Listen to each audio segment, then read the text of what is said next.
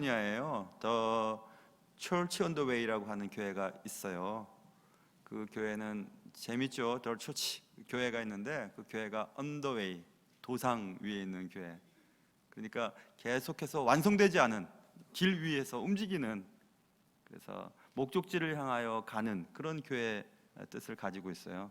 잭 헤이포드 목사님 때 제일 부흥되었고, 지금은 그의 사위가 목회를 하다가 사위 목사님이 뇌종양으로 돌아가시고, 지금은 팀 클락이라고 하는 목사님이 담임을 하시더라고요. 조금 전에 제가 홈페이지를 봤어요.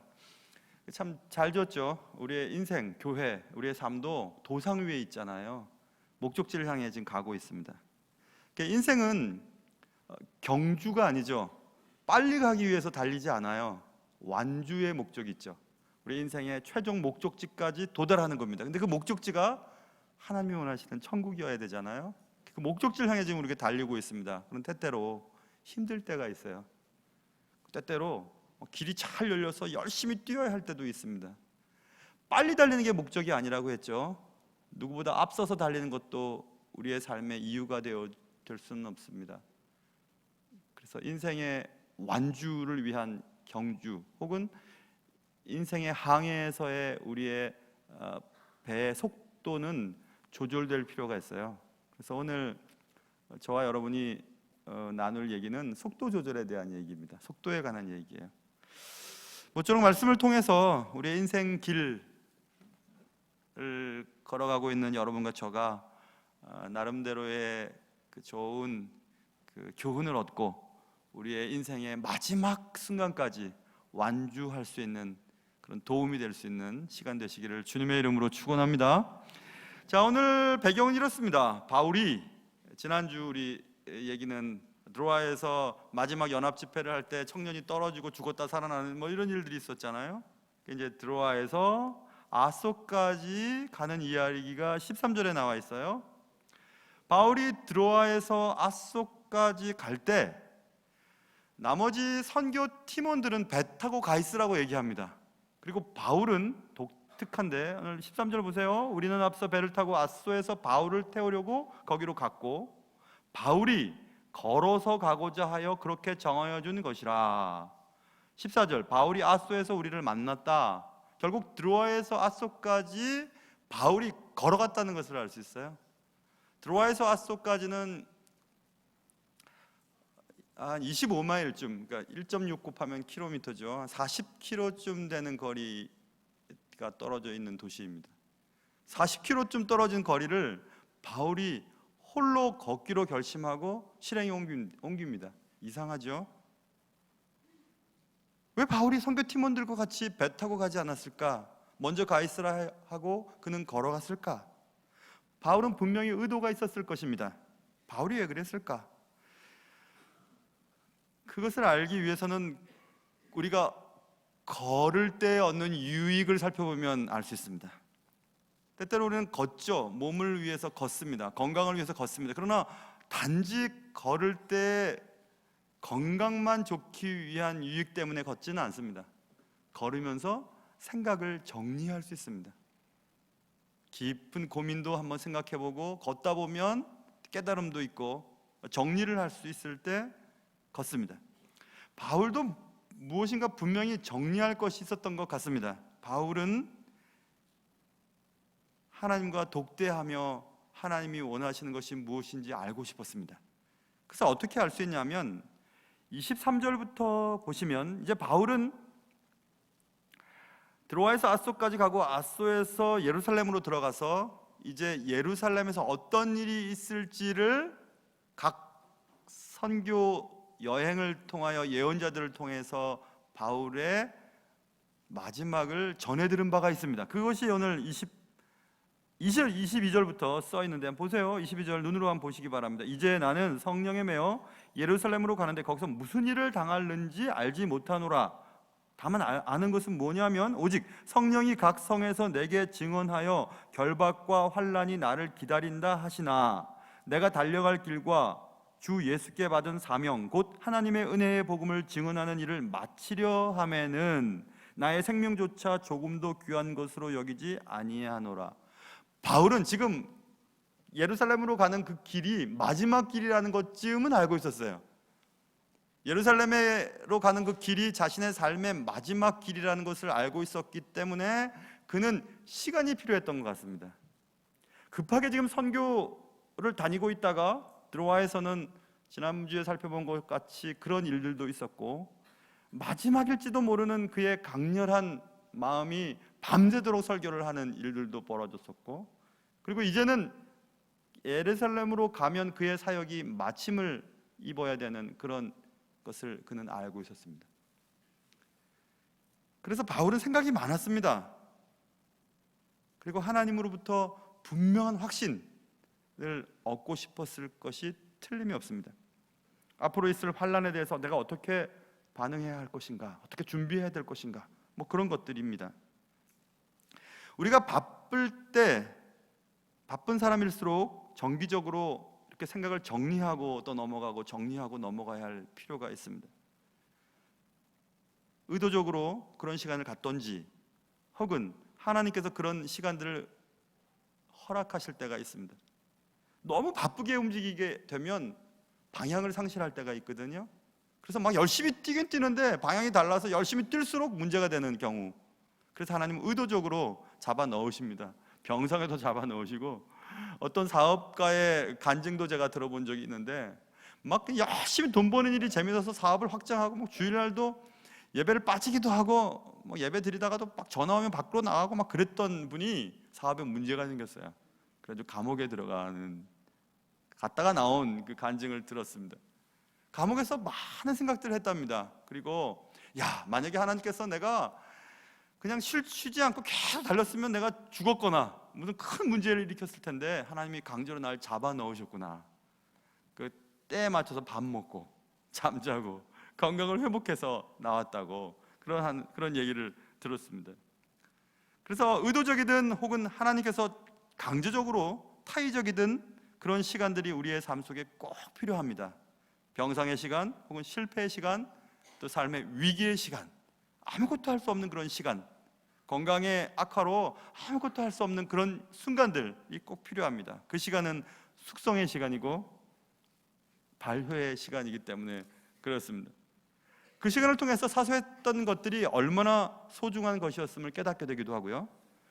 매일 밥 먹고 아침에 일어나고 눈 뜨고 또 출근하고 아이들 학교 갔다가 돌아오는 그런 일상이 하나님의 선물이었음을 깨닫게 되는 그런 소중한 시간들이 되기 때문에 그렇습니다.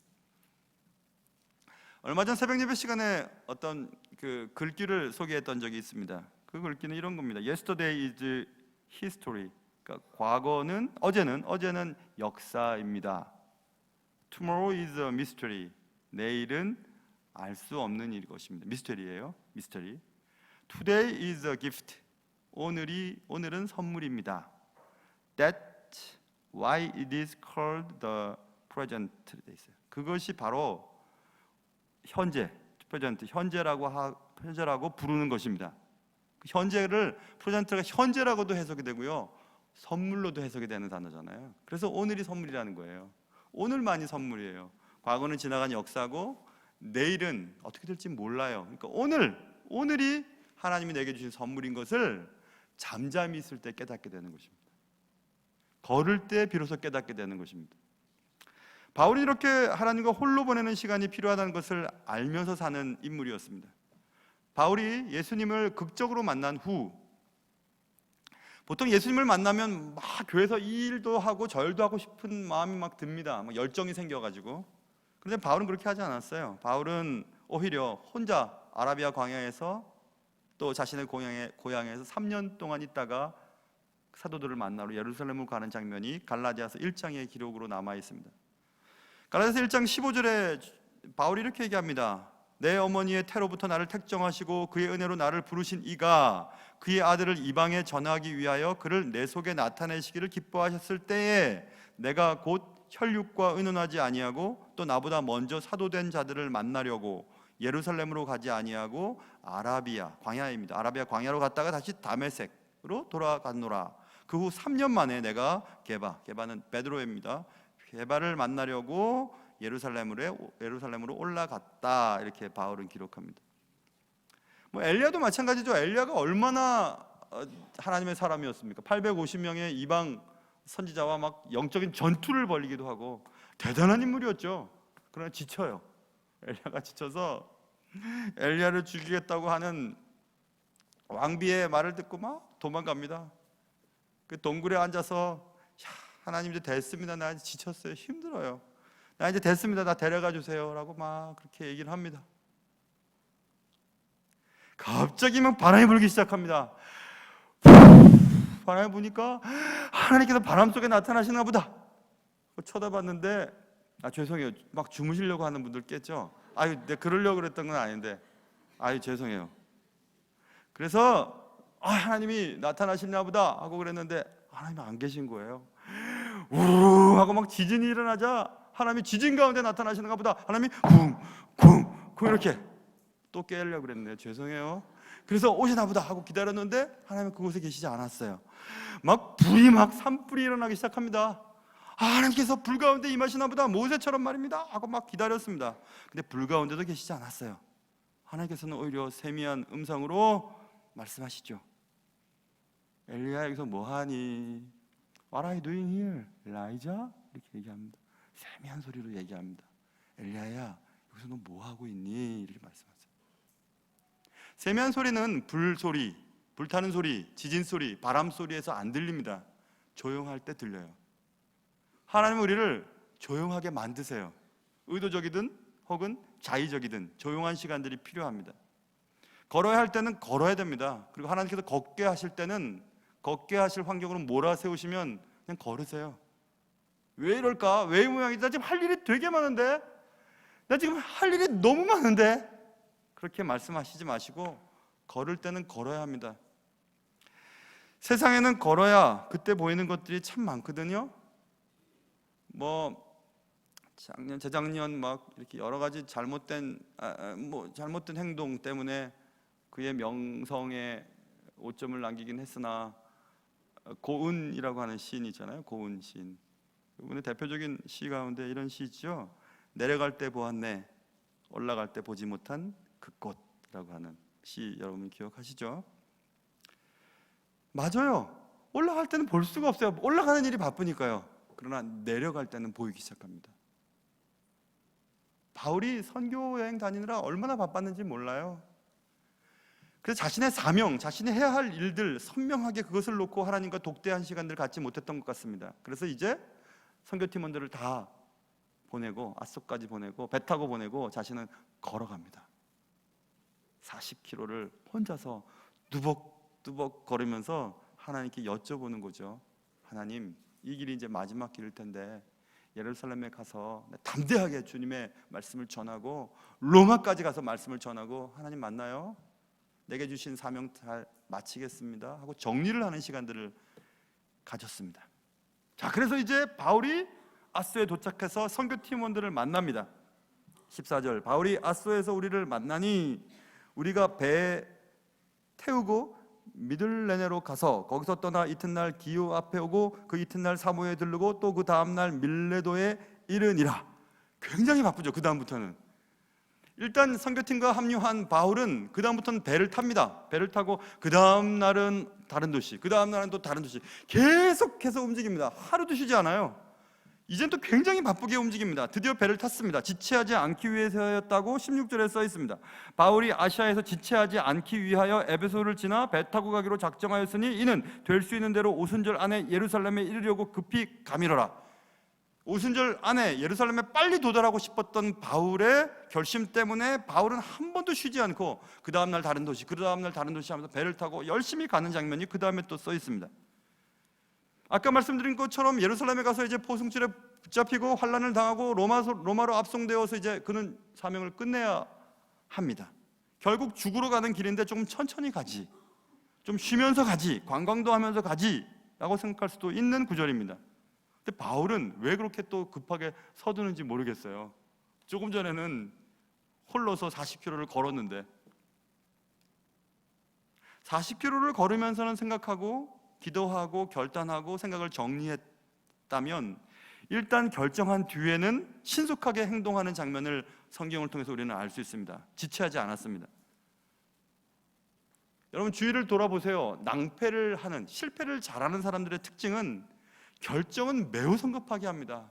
뭔가 일은 빨리빨리 저질러요. 그러나 실행을 더디합니다. 찬찬하게 그 일을 하지 않아요. 자꾸 실패하는 겁니다. 그러나 바울은 반대죠. 결정은 매우 더디게, 천천히. 그러나 일단 결정한 이후에는 굉장히 신속하게 일을 처리하는 것을 볼 수 있습니다. 우리도 그래야 합니다. 결정은 신중하게, 그러나 실행은 신속하게. 바울에겐 사명이 있었습니다. 우리가 이미 살펴보았으나 19장 21절에 보면 바울의 사명이 나와 있는데요, 바울이 마게도냐와 아가야를 거쳐 예루살렘에 가기로 작정하여 이르되 내가 거기 갔다가 후에 로마도 보아야 하리라. 바울은 분명히 자신이 가야 할 길이 무엇인지, 어딘지, 뭐 때문에 가야 하는지 알고 있었습니다. 그래서 그 일을 빨리 하고 싶었던 거예요. 바울이 고린도에 있는 교회 교인들에게 보낸 바울의 속마음이 적혀 있는 글을 보면 고린도서 5장 8절에 이런 말이 적혀 있습니다. 우리가 담대하여 원하는 바는 차라리 몸을 떠나 주와 함께 있는 그것이라. 그런즉 우리는 몸으로 있든지 떠나든지 주를 기쁘시게 하는 자가 되기를 힘쓰노라. 바울은 빨리 몸을 떠나, 이 육신에서 떠나 천국에 가서 주님과 영원토록 살고 싶었어요. 너무 힘드니까, 너무 피곤하니까. 그러나 그가 살아야만 하는 이유는 있었습니다. 그는 돌아봐야 할 일들이 있었거든요. 난 정말 죽고 싶다. 난 정말 천국에 빨리 가고 싶다. 그러나 살든지 죽든지 주님을 기쁘시게 하는 일에 내가 쓰임받기를 바란다. 이렇게 바울은 고백했습니다. 그것이 목적을 위해 사는 사람들이죠. 아까 캘리포니아에 있는 덜 처치 언 더 웨이 교회를 설명드렸는데요, 또 캘리포니아에 또 좋은 교회가 하나 있어요. 세들백 처치라고, 세들백에 있는 교회예요. 세들백 교회는 릭 워렌 목사님이 담임하는 목사님인데요, 그 교회도 굉장히 부흥하는 교회입니다. 세들백 교회, 그 교회 세들백 이야기라고 하는 책으로 한국에 번역되어 있어서 아마 읽으신 분들도 계실 겁니다. 근데 그 세들백 이야기, 세들백 교회 이야기 책이 원 제목이 Purpose Driven Church예요. 그러니까 목적이 끌어당기는 겁니다, 교회를. 그러니까 사명에 의해서 움직이는 교회에 대한 내용을 기록한 책이 한국말로는 세들백 이야기로 번역됐는데, 그 사실 제가 나온 학교 동문인데요, 릭 워렌 목사님의 디민 목회학 박사 학위 논문이 Purpose Driven Church예요. 그거를 이제 책으로 만든 게 세들백 이야기로 번역이 돼서 한국에 많이 읽혔죠. 교회가 존재하는 이유는 목적 때문에 움직인다는 겁니다. 목적을 향하여 가는 거예요. 그래서 Purpose Driven Life라고 하는 목적이 이끄는 삶이라고 하는 또 책도 있었잖아요. 그러니까 사명이 여러분의 삶을 이끌어가야 되는 거예요. 교회도 마찬가지고. 교회가 이 지역에 존재하는 목적이 뭘까? 혹은 내가 이 땅에 살아가는 목적이 뭘까? 내가 저 학교에 가려고 하는 목적이 뭘까? 내가 그 직업을 가져야 되는 목적이 뭐지? 내가 승진해야 할 이유는, 내 사업이 잘 되어야 할 이유는 뭐지? 내가 결혼해야 될 목적이 뭐야? 내가 아이를 낳아야만 하고 아이를 원하는 목적은 뭘까라고 하는 분명한 목적이 내 삶을 그리로 가게 만드는 겁니다. 그렇지 않다면 우리의 삶은 재미가 없어요. 그리고 포기를 잘합니다. 무엇을 위한 목적 때문에 내 삶은 지속되어야 하는가? 우리 교회라면 우리 교회 사명은 하나님이 원하시는 바로 그 교회잖아요. 하나님이 이렇게 세상에 있는 교회들을 보시면서 야, 내가 원하는 교회대로 교회가 성장하고 있구나, 좋아하시는 교회, 그런 교회를 우리는 꿈꾸고 있습니다. 여러분은 무엇 때문에 사세요? 무엇 때문에 살아가세요? 무엇이 여러분의 삶을 움직이십니까? 무엇이 여러분을 끌어당기십니까? 무엇 때문에 움직이세요? 사명이 있고 그 사명 때문에 움직이는 사람들은 특징이 있습니다. 두려움이 없어요. 하나님 맡기신 사명 이루도록 살려주시겠지? 만약에 그 사명을 이루지 못하고 하나님의 영광을 가리는 일이라면 하나님이 그 일을 못하게 하시겠지? 이런 당당함이 있어요. 그리고 또 두려움이 없을 뿐만 아니라 욕심도 없습니다. 하나님 내게 맡기신 사명을 이루려고 하는데 내가 욕심 때문에 일을 하나? 욕심 때문에 이 자리를 지키려고 하나? 아니에요. 하나님 보내신 일을 이루기 위해서 그냥 가는 겁니다. 그러니 욕심이 없어요. 욕심이 없고 두려움이 없으니 그렇게 사명 때문에 살아가는 사람들을 막을 사람은 아무도 없어요. 뭐가 두렵습니까? 뭐가 또 걱정이 됩니까? 하나님 맡기신 일, 그 일을 위해서 내가 여기 있는 것인데 라고 생각한단 말입니다. 인생도 마찬가지고 삶도 마찬가지입니다.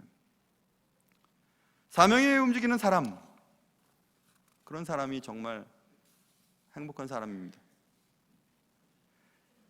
배를 타야 할 때는 배를 타세요. 배 타게 하실 때는 배를 타십시오. 하나님이 이끄시는 대로 신속하게 움직이십시오.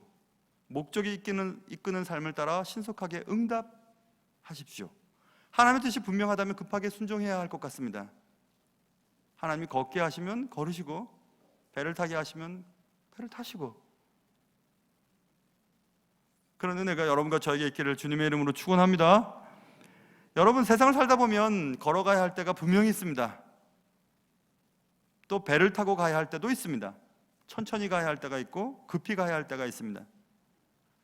인생을 항해라고 생각한다면 망망한 바다를, 목적지를 향해 갑니다. 아무튼 한 번도 가보지 못한 길을 갑니다. 그런데 어떨 때는 순풍을 만나서 노를 젓는 힘도 기울이지 않아도 뭐 잘 나갑니다. 그냥 잘 나갑니다. 이대로만 가면 막 성공할 것 같아요. 모든 것이 거침이 없습니다. 그럴 때가 있습니다. 그런데 또 어떨 때는 역풍이 불어요. 아무리 애를 써도 안 돼요. 캄캄한 폭풍이에요. 방향도 상실됩니다. 앞이 어딘지 뒤가 어딘지 모르겠습니다. 어떻게 될지 모르겠어요. 노를 저어도 앞으로 나가지 않고 앞이 어딘지 뒤가 어딘지 모르겠습니다. 역풍이 불 때도 있습니다. 역풍이 불 때 조금이라도 앞으로 나간다는 것은 보통 어려운 일이 아닙니다. 그럴 때가 있죠. 우리의 인생은 그렇습니다. 그때 때를 잘 알고 때에 맞게 나가는 것이 중요합니다. 걸어야 할 때 뛰기만 하면 문제가 생기고요, 뛰어야 할 때 앉아있으면 또 안 됩니다. 완주라고 했죠. 인생은 완주의 목적이 있습니다. 어쨌든 각각의 정해진 목적지까지 도달해야 합니다. 그래서 그 완주에는 방향이 굉장히 중요합니다. 맞아요. 방향이 굉장히 중요합니다. 그러나 속도 조절도 중요해요.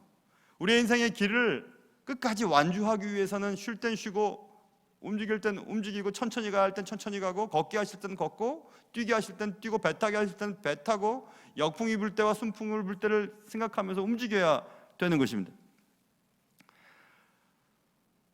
사명을 알기 위해서는 하나님과 독대하는 시간이 필요합니다. 신중하게, 천천히. 하나님, 올해, 하나님, 나의 인생은, 하나님, 내 아이들의 삶은, 그리고 내가 하는 이 사업의 목적은, 우리 교회의 사명은 무엇인지 철저히 물어보는 것입니다. 그리고 사명을 일단 발견하고 사명을 완수하기 위해서 일할 때는 열심히 신속하게 순종하면서 빨리 뛰어야 합니다. 사명을 발견하기 전까지는 신중하게 서두르지 말아야 하고, 걸어가듯이 천천히 가야 하고, 사명을 발견한 후에는 신속하게 서두르고 지체하지 말아야 한다. 급히 가야 한다. 그런 내용들이죠. 사랑하는 성도 여러분, 우리는 한 번도 가보지 못한 길을 지금 가고 있는 겁니다. 한 번도 가보지 못했어요. 내일은 어떤 삶이 우리 앞에 있을지, 순풍이 불지 역풍이 불지. 그러나 가야만 하죠. 가야 합니다. 아무도 대신 살아줄 수 없기 때문에. 뛰어야 할지, 걸어야 할지, 아니면 멈춰야 할지 늘 선택을 해야 합니다. 한 번도 살아보지 못한 내일, 우리 앞길에 순풍이 불지 역풍이 불지 모르겠습니다. 지금 이렇게 잘 부는 바람과는 다른 바람이 내일 아침에는 또 불지도 모르겠습니다. 우리가 전혀 기대하지 않았던 폭풍이 불지도 모르겠습니다. 인생은 살아보지 않았으니까요. 인생은 매번 우리가 바라는 바람만 불어오지는 않습니다. 지금 부는 바람과는 다른 내일 아침 또 다른 바람이 불지도 모르기 때문에 그렇습니다. 인생을 처음 살아보는 여러분과 저 걸어가게 하실 때는 걷죠 뭐. 그리고 급히 가야 할 때는 지체하지 말고 뛰면 되죠 뭐. 하나님이 걷게 하실 때는 걸으십시오. 그리고 뛰게 하실 때는 또 뛰십시오. 우리의 삶을 인도하시는 성령의 바람은 지금 어디로 불고 있습니까? 여러분의 삶의 자리에서 지금 성령님은 여러분을 어떻게 이끌어가고 계십니까? 아침에 불어오는 또 다른 바람은 어떤 바람일까요? 아니 그건 또 그렇고 여러분은 지금 어디로 가고 계신가요? 기도하겠습니다.